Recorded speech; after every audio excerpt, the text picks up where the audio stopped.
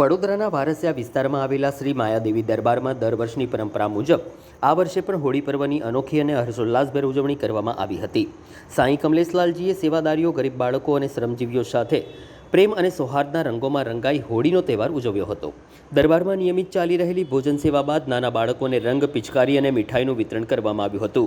આ પ્રસંગે બાળકોના ચહેરા પર ખુશીની ઝલક જોવા મળી હતી અને સમગ્ર પરિસર આનંદ અને ઉત્સાહથી ગુંજી ઉઠ્યું હતું। સાંઈ કમલેશલાલજી હંમેશા સમાજના ગરીબ અને જરૂરિયાતમંદ લોકો સાથે દરેક તહેવારની ઉજવણી કરી માનવતાનો અનોખો સંદેશ આપતા રહે છે।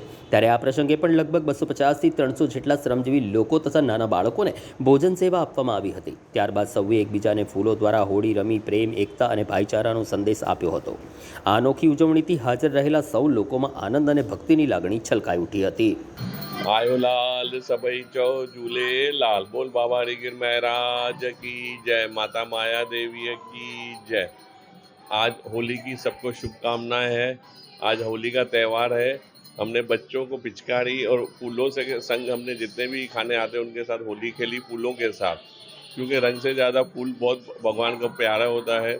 कृष्ण भगवान भी फूलों से ही होली खेलते थे, तो इसलिए आज हमने बच्चों के साथ और पूरे जो संगत आई उनको भंडारा था और फूलों के साथ होली खेली और बच्चों को पिचकारी दी। हम पूरे बड़ौदा वासी, समग्र गुजरात, समग्र हिंदुस्तान वासियों को आज होली के दिन की सबको शुभकामनाएं दे रहे हैं। सबका दिन अच्छा जाए, जैसे रंग बदलते अच्छे कलर, ऐसे सबके दिन अच्छे आएंगे, यही हमारी सबसे दुआ है। बोल बाबा गिर महाराज की जय, माता माया देवी की जय।